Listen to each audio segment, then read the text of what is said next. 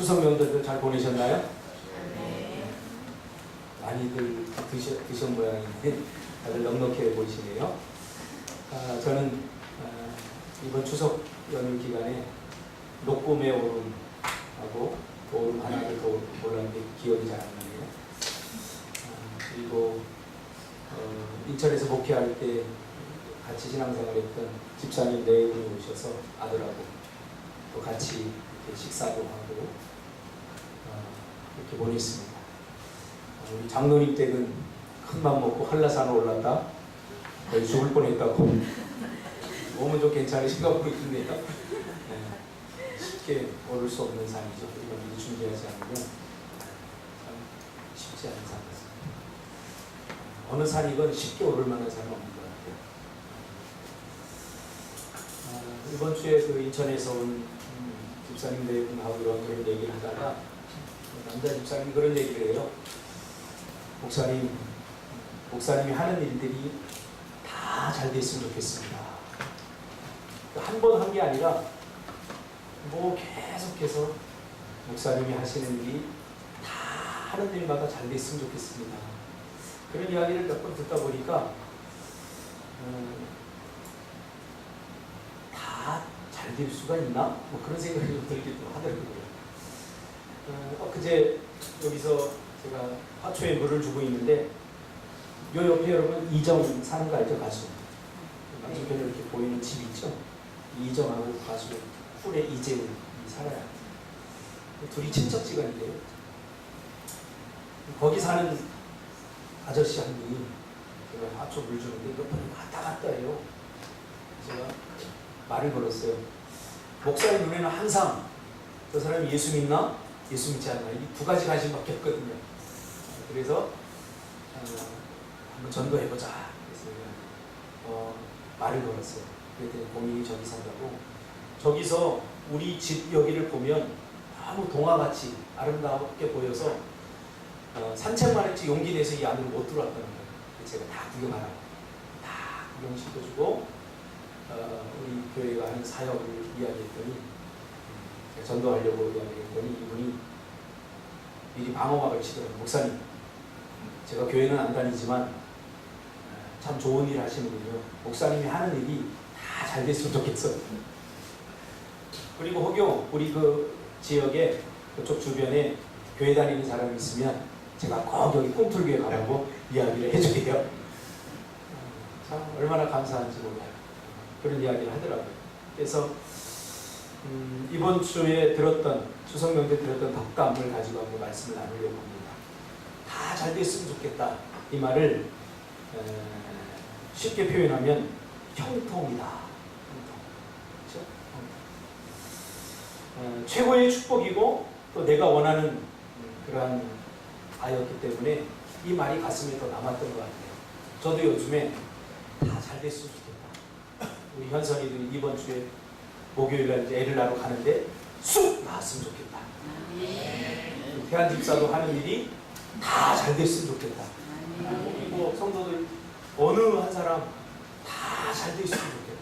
상원 집사도 새로 들어간 직장에서 탁탁 승진도 하고 또 연봉도 팍팍 오르고 다 잘 됐으면 좋겠다. 요즘 제 기도 제목 중에 하나가 다 잘 됐으면 좋겠다. 형통했으면 좋겠다. 또 사람들과 이야기하다 보면 결국은 형통을 꿈꾸는 것을 보게 됩니다. 이 형통한 삶이란 모든 일이 뜻대로 잘 되는 것이죠. 막힘없이 자기가 원하고 바라는 대로 술술 잘 풀리는 삶이죠. 그런데 이 형통에 대해서 묵상을 하다가 성경에서는 무엇을 형통이라고 말할까 궁금증이 생기기 시작했어요. 우리가 다 잘 됐으면 좋겠다 하는 것은 세상 사람들도 다 바라는 형통의 모습일진데 그러면 성경에서는 무엇을 형통이라고 말하는가에 대해서 궁금해졌어요.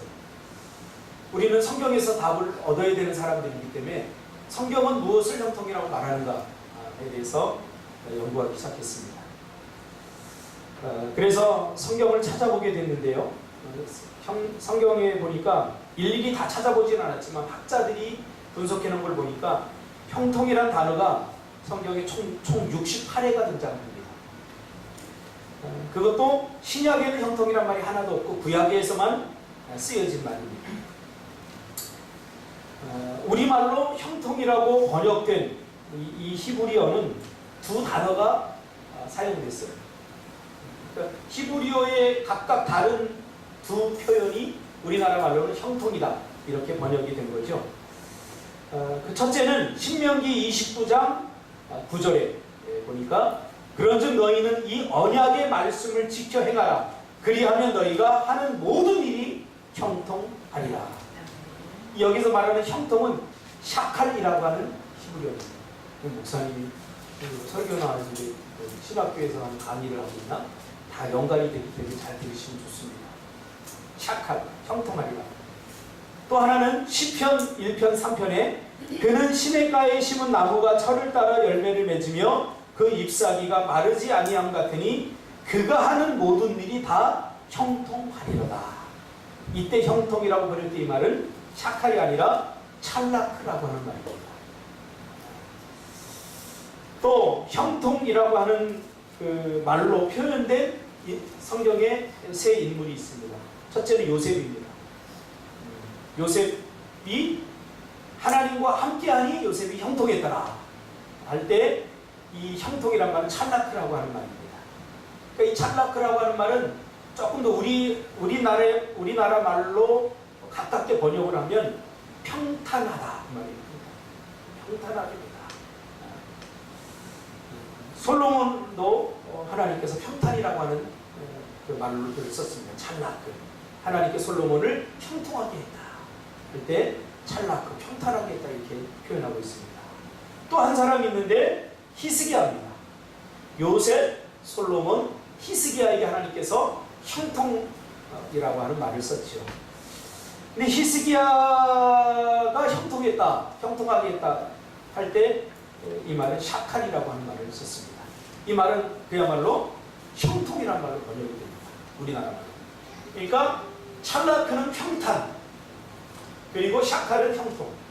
거의 같은 말이에요. 형통하고 평탄하게 된다.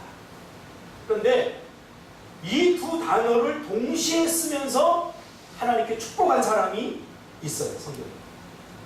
그러니까 유일하게 한 사람인데 그 사람이 누구냐? 바로 여호수아입니다. 여호수아는 찰라크와 샤칼, 평탄하게 되고 형통하게 될 것이다 라는 표현을 써서 하나님께서 그의 미래를 축복하셨습니다. 여호수아 1장 7절에 보니까 오직 강하고 담대하여 나의 종 모세가 내게 명령한 그 율법을 다 지켜 행하고 좌로나 우로나 치우치지 말라. 그리하면 어디로 가든지 형통하리라. 형통이란 말을 찰라크와 샤칼이란 말을 번복해서 쓰면서 여호수아를 축복했습니다. 그리고 또 한 번, 바로 오늘 이사야 52장에서 하나님께서는 똑같은 여호수아에게 축복한 것 같은 똑같은 형통, 찰라크와 샤칼을 써서 오늘 이 고난의 종을 축복하고 있습니다. 그러니까 이사야 52장에 나오는 이 52장, 53장은 우리가 흔히 말하는 여호와의 종의 노래 아닙니까? 고난의 종의 노래 아닙니까? 이사야가 700년 전에, 예수님이 태어나기 700년 전에 앞으로 우리를 구원할 메시아가 나타날 것이다. 그 메시아를 예언한 그런 곳인데, 그 메시아가 어떤 모습으로 나타날 것이냐? 고난의 종으로 나타날 것이다 라고 예수님이 태어나기 700년 전에 고난의 종으로 오실 예수님에 대해서 노래하고 있는 것이 바로 이사야 52장 53장입니다. 보라, 내 종이 형통하리니, 오늘 여러분과 제가 읽은 말씀처럼 내 종이 형통하리니, 여기서 내 종은 예수님입니다. 고난의 종을 말하는 거죠. 형통하리니 받들어 높이 들려서 지극히 존귀하게 되리라. 이 고난의 종이 형통하게 된다는 거죠. 그러니까 성경에서 제시한 유일한 형통의 길은 바로 예수님이 걸어가신 길입니다. 그런데 예수님이 걸어가신 그 길은 고난의 종의 모습을 하고 이 길을 걸어가죠. 그러니까 이 자체가 굉장히 아이러니한 것입니다. 우리가 생각하는 형통과 성경에서 제시하는 형통은 다른 것 같아요. 우리는 세상에 젖어서 살다 보니까 세상 사람들이 다 잘 됐으면 좋겠다. 그래서 괜히 기분 좋아서 좋습니다 이렇게 받아들이지만, 사실 성경에서 말하는 형통이라고 하는 개념은 세상 사람들이 쓰는 형통의 개념과 약간 달라요. 그러니까 성경에서 형통이라고 하는 것은 예수님이 걸어가신 그 길을 걸어가는 것이 바로 형통의 길입니다. 그 길은 어떤 길입니까? 고난의 길이죠. 고난의 길을 걷는 것이 형통이라고 성경은 말하고 있는 거죠. 요즘 한국 교회와 한국 교회 성도들은 고난을 좋아하지 않는 것 같습니다. 그래서 고난에 대한 설교도 사순절이나 고난 주간 정도로 다루고 끝나버리기 일쑤입니다. 그러나 고난은 그리스도인의 삶이요 형통의 길임을 우리가 잊어서는 안 됩니다. 고난 없는 형통은 우리가 논할 수가 없는 거죠. 그래서 고난을 싫어하는 사람은 형통도 기대하지 말아요. 그게 성경이 우리에게 주는 메시지입니다. 성경은 고난이 형통 그 자체라고 분명히 말하고 있습니다. 얼마나 현대 그리스도인들이 세속화되었는지 고난을 대하는 자세와 태도를 보면 알 수 있습니다. 여러분, 고난 좋아하는 사람 없어요. 저도 고난 싫어요. 목회를 하면서 올해가 이제 11년째인데 10월 마지막 주는 이제 11주년인데 11주년을 이렇게 돌아보니까 단 한순간도 마음이 편할 날이 없었어요. 살얼음을 걸어가는 것 같아요. 목회 초기에는 성도들이 이렇게 나오면 저 성도 떠나면 어떡하지? 교회 안 나오면 어떡하지? 그래서 성도들이 안 보이면 설교가 안 되는 거예요. 교회 옮긴 거 아닌가? 이런 생각이 들기도 하고. 단 하루도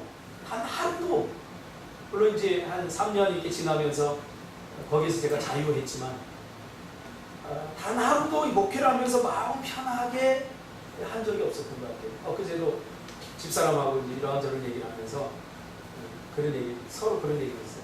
여보, 정말 우리 자식들은 우리 기도를 정말 못 받고 자라는 것 같아요. 사실 우리가 성도들을 위해서는 정말 기도하지만 우리 자녀들을 위해서는 우리가 기도한 적이 이렇게 없는 것 같아요. 서로 이렇게 끄덕이면서 그런 이야기를 한 것 같아요. 그럴 수밖에 없어요, 사실. 여러분 자녀를 키워보면 알지만 사실 나를 위해서 기도 많이 안 돼요. 자녀를 키워보면 다 자녀를 위해서 기도하죠. 조홍석 집사님, 우리 이숙하 집사님 마찬가지니까요. 기도하면 다 자녀들을 위해서 거의 많이 기도하지 자신을 위해서 기도하는 것은 별로 그렇게 많지 않아요. 돌아보니까 고난의 연속이었던 것 같아요. 내가 목회를 하지 않았으면 받지 않아도 될 고난들, 무시, 멸시, 그런 것들이 있죠. 그러나 오늘 한국교회 성도들은 고난을 싫어할 뿐만 아니라 고난을 거부하고 고난을 안타깝게도 멀리 합니다. 고난이 형통인데 말이죠. 그래서 기도하는 그 대부분을 보면 고난을 내가 기꺼이 받아들이겠습니다. 그것이 주의 길이라면 고난을 내가 기꺼이 받아들이겠습니다. 나는 고난받고 싶지 않지만 그러나 아버지의 뜻대로 해주십시오. 예수님처럼 그런 기도가 많은 것이 아니라 기도의 내용을 보면 나 고난받지 않게 해주세요. 이런 내용들이 참 많은 것 같습니다. 될 수 있으면 어려움과 고난을 피하게 해달라는 기도죠.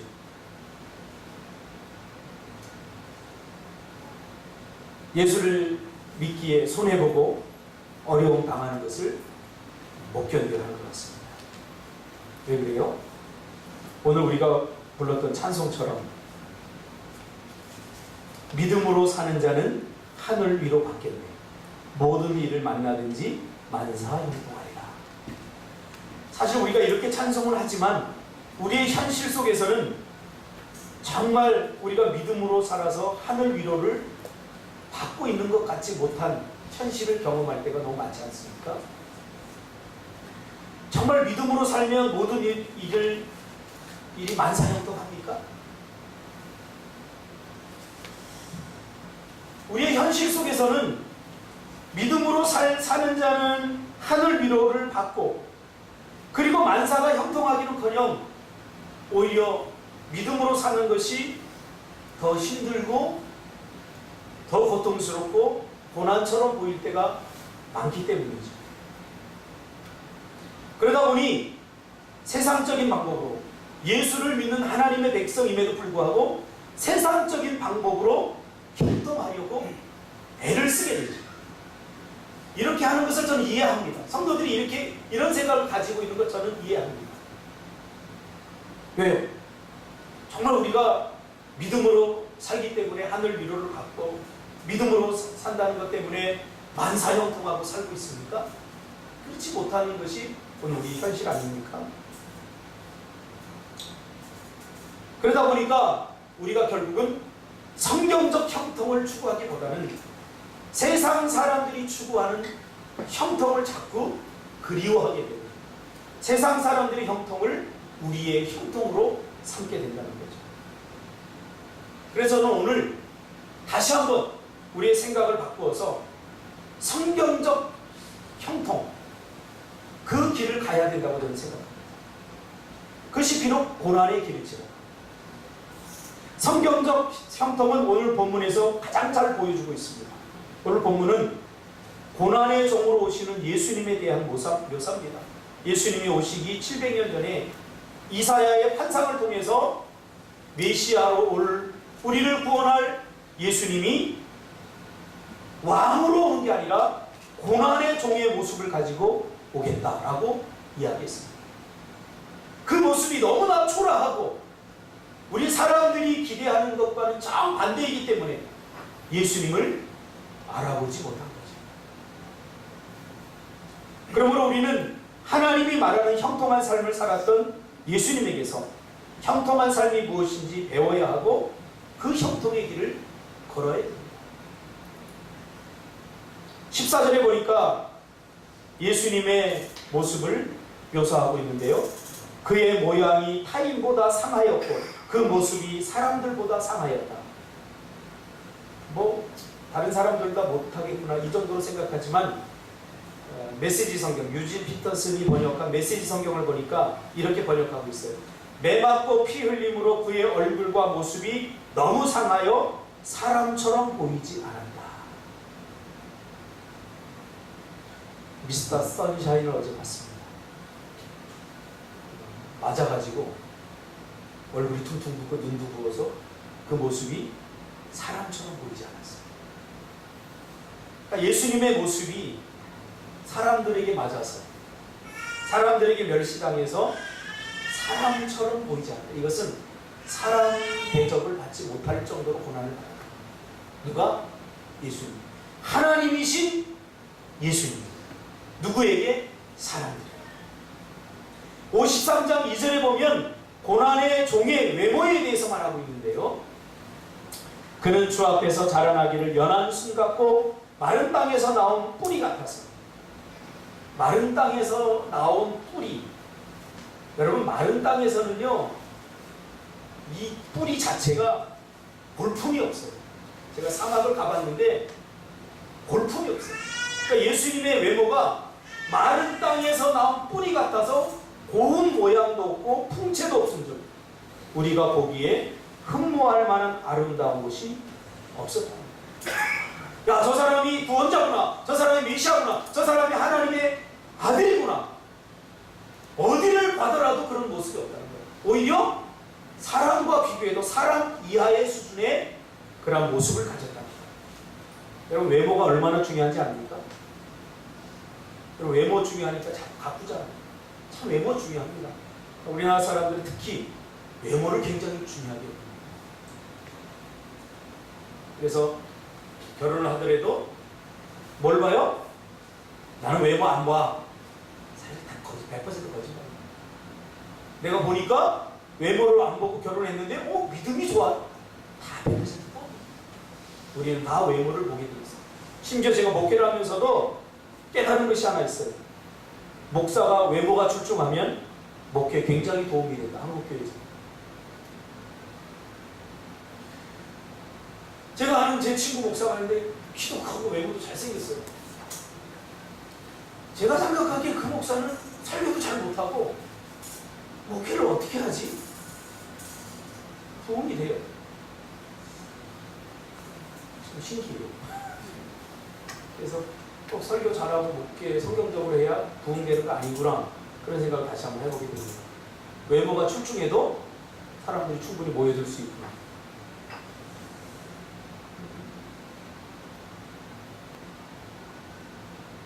저는 참 그런 거에 비하면 참 열악한, 키도 작고 얼굴이 뭐 잘생긴 것도 아니고 그렇다고 호감형도 아니고 결정적 한 방울 말하면 제가 목사가 한 것도 아니에요. 제가 지금까지 다니면서 목사님이시죠? 이런 말 들으면 딱 한 번이에요. 택시 타려고 딱 하다 보니까 어떤 분이 목사님이시죠? 그러면 얼마나 기분이 좋아. 다른 사람은 내가 목사다. 네? 목사예요? 다 그러지? 나보고 누가? 목사라고 그러잖아요. 매일 청바지 입고 추리 입고 돌아다니니까 목사라고 보는 사람이 그렇게 많지 않아요. 그러니까 청소년 생활을 했기 때문에 제가 양복 입으면 사실 불편해요. 청소년들과 잘 놀아야 하니까 운동장, 이렇게 뭐 청바지 입고 막 이랬어요. 근데 목회를 시작하니까 사람들이 이렇게 교회에 처음 와서 저를 유혈을 이렇게 봐요. 그리고는 외모 점수 제로. 제가 다 느껴요. 그렇다고 또 분위기도 목사 분위기 나는 것도 아니고 이 외모가 얼마나 중요한지 몰라요. 여러분 인생을 살면서도 마찬가지 아닙니까? 여러분도 아니라고 부인할지 모르지만 이쁘게 생긴 사람, 잘생긴 사람에게 더 인센티브를 많이 주고 지금까지 살았어요. 부인하지 마세요. 외모가 출중하다는 것은 굉장한 인생의 인센티브 아닙니까? 그러나 예수님은 그런 것이 전혀 없다. 저 사람이 하나님의 아들이라고 볼 만한 그런 어떤 외모를 가지고 있지 않다. 그럼에도 불구하고 예수님은 자신의 열악한 외모를 숙명처럼 받아들이고 감사했다는 거죠. 생각해 보세요.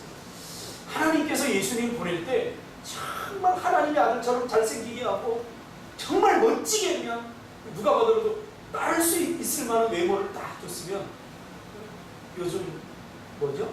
세계적으로 유명한 우리 K-pop 그룹 방탄처럼 이렇게 참 이쁘면 그 세계 어디를 가도 사람들이 몰려들고 환호를 할 텐데 예수님은 사람같이 생기지 않은 외모를 가지고 있었다는 거죠. 그럼 왕처럼 보이지도 않았어요. 역대 왕들을 보세요. 사울왕 멋있다고 그랬잖아요.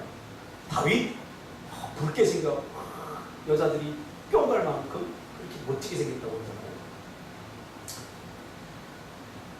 외모 자체가 별 볼 일 없어요. 뿐만 아니라 그는 그 삶 자체가 고난입니다. 구원자로 오셨는데 고난의 삶 자체도 거부하지 않았습니다. 그는 사람이 받을 수 있는 모든 고난을 다 받았습니다. 3절에 보니까 그는 멸시를 받아 53장 3절에 보니까 사람에게 버림받았고 간고를 많이 겪었고 질고를 앓은 자라 마치 사람들이 그에게서 얼굴을 가리는 것 같이 멸시를 당하였고 우리도 그를 귀히 여기지 않았다. 멸시천대를 받았습니다. 누가? 왕이신 예수님, 구원자이신 예수님. 특히 저는 예수님이 십자가를 지고 올라갈 때 그 로마 병정들이 받은 침, 여러분 뭐 이렇게 채찍으로 때리는 것은 육신의 고통을 주는 거지만 침 뱉으면 영혼의 수치를 느끼게 합니다. 저는 경험해봤어요. 그래서 어떤 형이 저랑 싸우다가 안 될 것 같으니까 저에게 얼굴에 침을 확 뱉었어요. 저 이런 사람입니다. 그 사람이 지금 인천에서 냉면 가게를 하는데 제가 지금까지도 한 번도 안 가봤어요. 그 수치감이 지금도, 아니 어떻게 사람 얼굴에 침을 뱉지?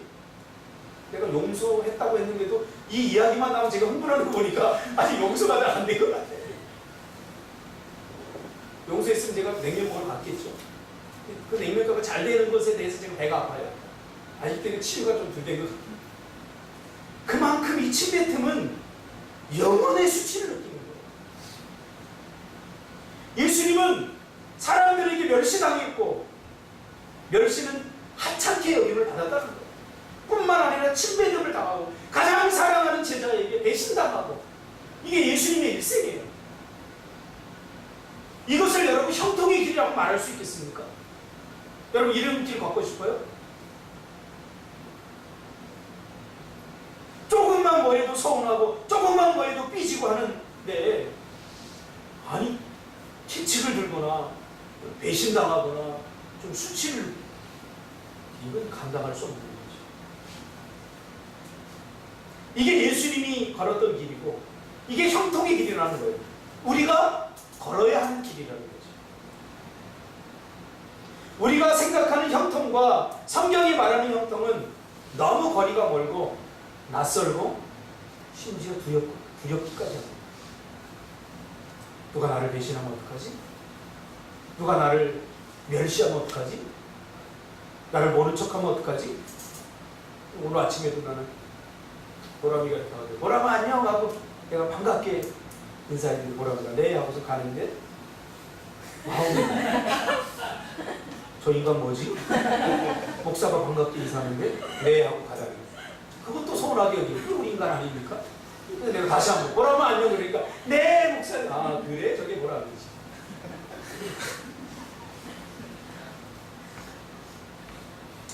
예수님은 인간 이하의 대접을 받았어요. 땅에 오셔서 고난과 멸시와 수치와 침뱉음과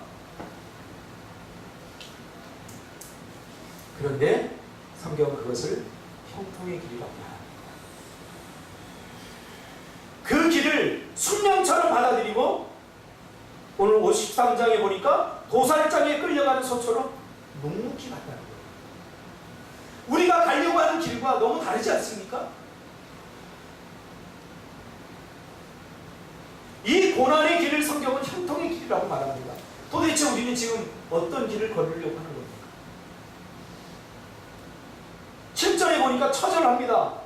그가 곤욕을 당하여 괴로울 때에도 그의 입을 열지 아니하였으며 마치 도수장으로 끌려가는 어린 양과 털 깎는 자 앞에서 잠잠하여 양같이 그의 입을 열지 아니하였도다. 예수님의 고난은 그야말로 억울한 고난입니다. 억울한 고난. 제가 고소당해봤는데요. 억울해요 지금. 아직도 풀리지 않았어요. 억울하게 하고 고소당해봤어요. 제가 한 번은 장로님에게 고소당해봤어요. 노예 갔다가 노예를 못하게 방해하는 장로님이 있어가지고 장로님 그러지 마세요 손 잡았는데 그 다음 주 기부스하고 왔어요. 와가지고 젊은 목사가 나를 때렸어요. 아니 제가 때리고 그런 말 들었으면 덜 억울하죠. 장로님 이러지 마세요 그리고 손을 잡았는데 손이 뭐 너무 세게 잡아서 손이 부러졌대요. 여러분 조심하세요. 저 엄청난 사람입니다. 제가 손 잡으면 막 부러집니다. 그래서 고소를 하겠다고 하는데 목사님, 어른 목사님, 박 목사 가서 잘못했다고 해요. 근데 막 무라같이 그래요. 아니 잘못한 것이 있어야 내가 가서 잘못했다고 그러죠. 그래도 목사님, 어른 목사님 하니까 예 순종하겠습니다. 그리고 가서 제가 그 장로님 앞에 장로님 잘못했습니다. 그랬더니 장로님 뭐라고 하냐면 잘못한 자의 모습이 하나도 느껴지지 않는다. 그래서 진심을 담아 잘못했다고 해요. 그래서 그 다음에 제가 잘못했다고 얘기 안 했어요. 이게 우리 모습 아닙니까? 억울하면. 예수님이 죄 때문에 지금 십자가에 달려 죽었습니까? 아닙니다. 그러면 나 죄 없습니다 라고 잘못한 적이 없기 때문에 입을 열어서 항변해야 되는데 그는 순종으로 그의 사역을 온몸으로 증명했습니다. 한마디 항변하지 않았습니다. 옳은 말보다 중요한 것은 옳은 행동입니다. 저도 한때는 옳은 말 하기 좋아했는데 옳은 말 하는 사람은 옳은 말만 하지 옳은 행동은 잘 안 하더라고요. 칼빈은 그렇게 얘기했습니다. 옳은 말 하는 사람들은 자신의 잘못된 행동을 옳은 말 뒤로 감추기 쉽기 때문에 옳은 말을 합니다. 여러분 이게 형통의 길입니다. 큰일 났어요. 저요. 누가 억울한 게 나를 고소하고 누가 억울하게 해도 항변하지 않아야 돼요. 괜히 예수 믿었죠. 이런 성경 말씀에 직면하게 되면 가슴이 아프고 참 힘들어요.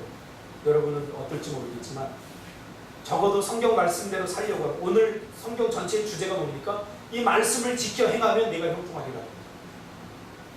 이 말씀을 지켜 행하려고 하는 애씀과 꿈틀거림, 이 노력을 해본 사람은 알아요.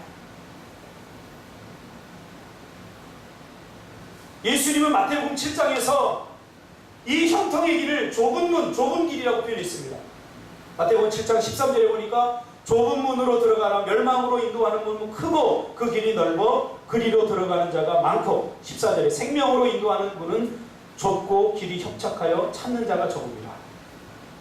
우리는 오늘날 너무나 괜찮은 그리스도인, 세상으로부터 멸시당하지 않기 위해서 멋진 그리스도인, 세상 사람들로부터도 인정받고 또 하나님으로부터도 인정받으려고 하는 이 두 가지를 다 이루려고 하는 욕심이 있어요. 내려놔요. 불가능해요. 세상 사람들로부터도 무시당하지 않고 세상 사람들로부터도 인정받고 하나님으로부터도 인정받는 삶은 불가능해요. 분명히 말하고 있어요. 그러다 보니까 세상 사람들로부터 무시당하지 않고 세상 사람들로부터 멸시당하지 않으려고 하다 보니까 그리스도인다운 모습들을 자꾸 내려놓게 되는 겁니다. 고난의 길을 포기하게 되는 겁니다. 이왕이면 하나님께도 인정받고 세상 사람들로부터도 인정받으려고 하는 거죠. 불가능해요.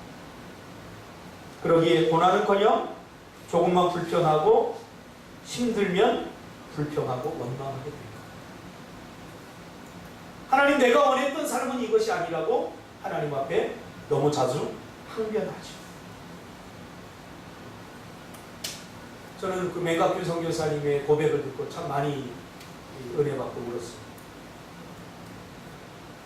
미얀마에 가서 10년 동안 사역을 했는데 아무것도 못한 거예요. 거기는 군부 독재라 공개적으로 나가서 전도할 수 있는 일도 없고 아무것도 없어요. 그러니까 10년 동안 뭐 그냥 버티고 있었던 거예요. 아내가 박윤희 사모님, 이게 무슨 선교사냐, 이게 무슨 성견이야, 우리 들어가서 목회하자 라고 계속 이야기하는데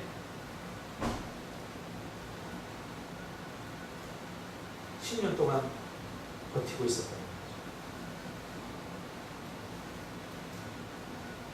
그 이야기를 들으면서 야, 이게 과연 가능한 일인가. 이제 지금에야 10년이 지나면서 개방이 되면서 거기에 좀 활짝 열리지 않았습니까? 조금 선교사님이 기도하면서 그런 마음이 들었던 것 같아요. 갈까? 한국으로 돌아갈까? 자기 동기들 보니까 참 목회, 큰 교회 가서 목회도 잘하고 그게 더 멋져 보이는 거죠. 그리스도인의 가장 큰 매력. 여러분은 어떤 사람을 보고 매력을 느끼십니까? 저는 맹각교 선교사님 같은 분을 보고 매력을 느낍니다. 내가 누구를 부러워한 적이 없습니다. 노력하면 될 일인 것 같은데 그 선교사님의 그 사역을 보면서 참 부럽다 이 생각이 듭니다. 그리스도인의 가장 큰 매력은 고난을 스스로 자초하고 받아들이고 묵묵히 그 고난의 길을 걷는 것입니다. 이것이 가장 큰 매력 아닙니까? 우리는 세상으로부터 인정받고 멸시받지 않기 위해서 이 고난을 스스로 포기해버립니다. 이 길은 형통의 길이 아니라 멸망의 길인 거죠. 우리는 고난받는 그리스도인이 되어야 됩니다. 고난을 두려워하지만 고난을 피하지 마십시오. 고난의 길이 곧 형통이 됩니다. 로마서 8장에 오니까 생각하건대 현재의 고난은 장차 우리에게 나타날 영광과 예전 표현이 더 좋아요. 좋게 비교할 수 없다. 근데 지금은 영광과 비교할 수 없다. 이렇게 있어요. 좋기를 놓고 있어요. 좋기란 말은 우리가 상상할 수 없을 만큼 그 말이에요. 생각하면 돼. 내가 왜 고난을 받아요? 여호와의 율법을 온전히 지키려고 그 말씀을 우리의 삶으로 가져와서 그 말씀대로 살려고 하다 보니까 고난이 오는 거예요. 하나님의 말씀대로 살려고 하는 애씀이 없으면 고난도 없어요. 왜 우리가 고난이 없죠? 고난은 두 가지예요. 자기 욕심에 미혹에 끌려서 자기 욕심 채우려고 하다 스스로 당하는 재앙, 이게 고난. 두 번째는 그리스도인의 고난. 그리스도의 고난. 하나님의 말씀대로 세상에서 살려고 하다가 발버둥 치다 당하는 고난. 그거죠. 예수님은 하나님의 뜻을 이 땅에 이루기 위해서, 즉 우리를 구원하기 위해서, 그 중요한 사명을 가지고 우리를 구원하기 위해서 하나님의 뜻대로 실현하려다 보니까 멸시를 당한 거예요. 이게 뭐예요? 스스로 자처하는 고난이죠. 굳이 당하지 않아도 될 고난을 하나님의 말씀대로 뜻대로 살려고 발버둥 치다 보니까 당하는 고난. 히브리서 11장 24절 25절에 보니까 모세를 향해서, 모세도 이런 고난을 당했던 거예요. 믿음으로 모세는 장성하여 바로 공주의 아들이라 칭함받기를 거절하고 도리어 하나님의 백성과 함께 고난받기를 잠시 죄악의 낙을 누리는 것보다 더 좋아했다. 모세는 왕이 될 수 있었던 사람이에요. 그러나 모세는 왕의 형체를 버리고 종의 형체를 가졌죠. 예수님처럼. 예수님은 왕의 형체를 버리고 빌립보서에 보니까 종의 형체를 가졌죠. 이제 우리는 왕의 형체를 버리고 종의 형체를 가져야 돼요. 할렐루야. 고난받지 않는 것이 신앙생활 잘하는 게 아닙니다. 말씀대로 살지 않았기 때문에 고난이 없는 거예요. 말씀은 도전을 받기 때문이죠. 이영술 집사님도 왔다 그런 얘기고, 우리가 제주도로 온다고 딱 하고 그 얘기를 딱 듣고 너무 기분도 안 좋고 너무 실망하고 그랬다. 그래서 천주교로 옮기려고. 천주교가 그분 신앙이 약간 좀 피해졌다. 그러나 여기 와서 보니까 이곳이 마치 천국 같고 너무 사람들이 좋아하고 그러면서 결정적으로 목사님 얼굴이 밝아졌어요. 내 외모만 보는 것 같아요. 내 속은 고목 나는데.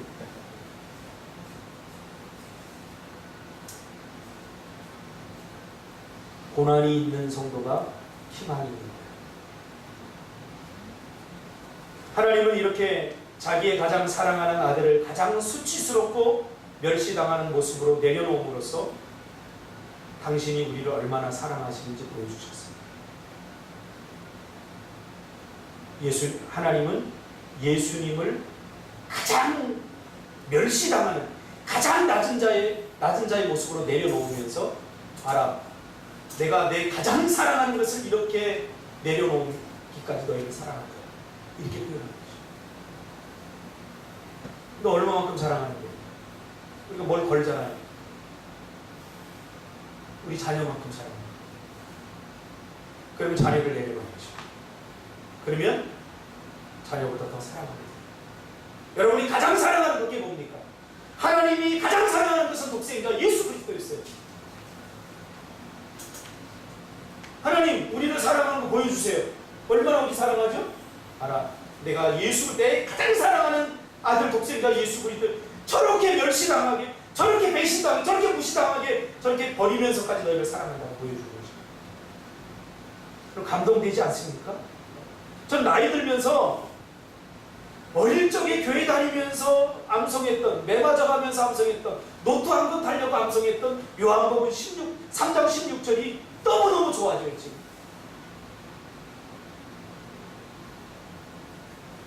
하나님이 세상을 이처럼 사랑하사 독생자를 주셨습니다. 이는 그를 믿는 자마다 멸망하지 않고 영생을 얻게 하려 하십니다. 이 말씀이 너무 좋아요. 이 말씀 중에 하나님이 세상을 이처럼 이게 너무 좋아요. 이게. 그 나이가 들면서 새로운 게 좋은 게 아니라 나이가 드니까요, 이미 알고 있었던 것 중에 좋은 것들이 너무 많더라고요. 그래서 그래서 요새는 책을 많이 안 사요. 이번 주에 수업 주간에 딱 한 번 샀어요. 제가 책을 다독하는 스타일이거든요. 웬만큼 두꺼운 거 한두 시간이면 다 읽어야지. 집사람이 저보고 에이 읽는 척 하지 말라고 그래요. 저를. 너무 빨리 읽어버리니까. 이건 하루아침에 되지 않습니다. 제가 대학 다닐 때부터 정말 점심값 아껴가면서 책을 사서 읽고 또 읽고 또 읽고.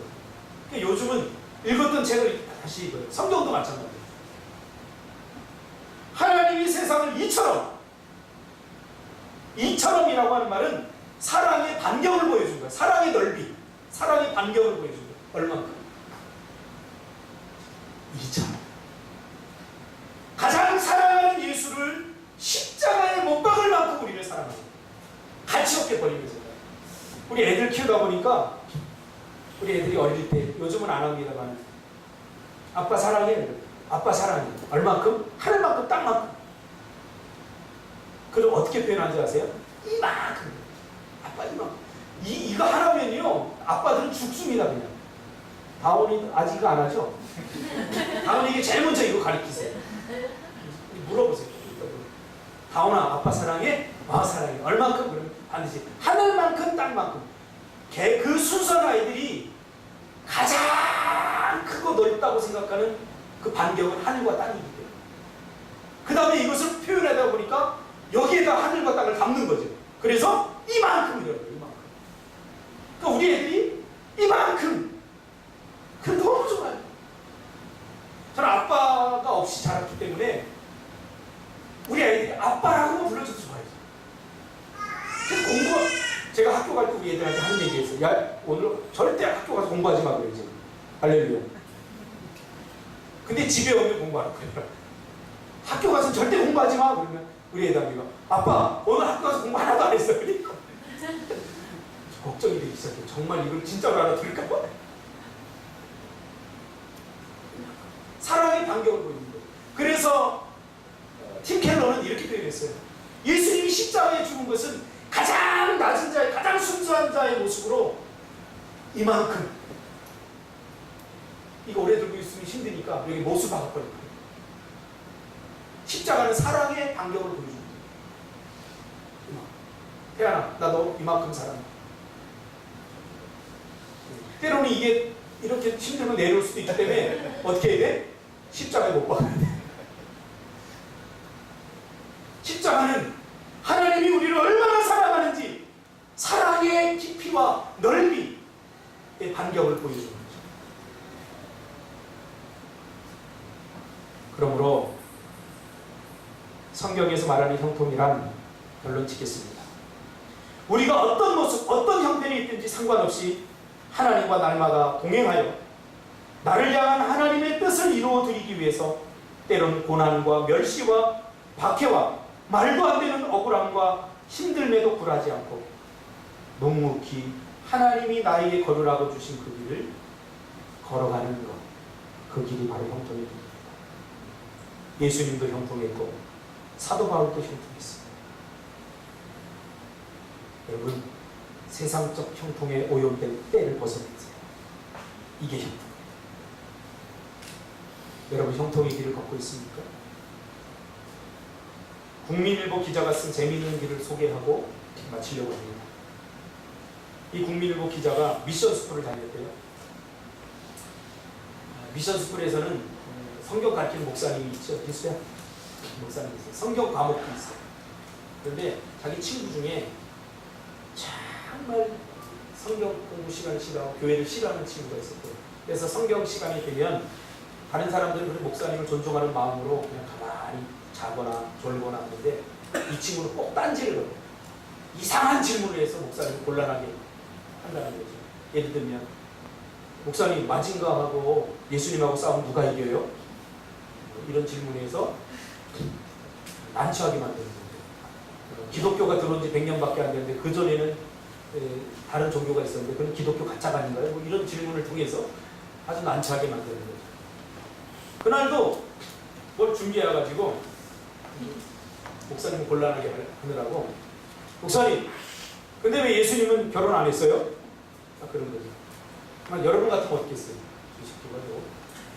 이러지 않겠어요? 가끔 할까? 근데 이 목사님이 아주 상상 외의 말을 했다는 거예요. 뭐라고 그랬냐면, 야, 너 같으면 예수님하고 결혼하겠냐? 야, 임마, 예수님 매일 집에 안 들어오고 싸돌아다니지. 집안 살림은 신경도 안 쓰지. 12명이라고 떨거지를 데리고 다니는 거 다 예수님 팔고, 또 예수님 나중에 죽는다 그러지. 너 같으면 이런 사람하고 결혼하겠냐? 그랬다는 거예요. 뜻밖의 카운터펀치에 이 친구가 아무 말도 못하는 걸 보면서 속으로 아싸 했다는 거예요. 국민들께서. 여러분이 꿈꾸는 그리스도는 어떤 그리스도입니까? 예수님은 인기가 없었어요. 여러분, 민지, 예수님하고 결혼할래? 내 집에도 안 들어올 거야. 내 복음전을 싸돌아다니고 설거지를 한 번도 안 해주고, 재밌는 데도 한 번도 안 데리고 다니고, 자기 똘마니 12명 데리고 다니는 대상자라고. 예수님하고 결혼할래? 여러분, 너무 인기 있으려고 하지 마세요. 세상 사람들도 너무 인정받으려고 하지 마세요. 이게 우리의 모습이에요. 말씀대로 살려고 발버둥 치다가 당하는구나. 그게 있어야 됩니다. 그게 없다는 것은 말씀대로 살려고 발버둥 치는 것이 없다는 거예요. 기도하겠습니다. 주님,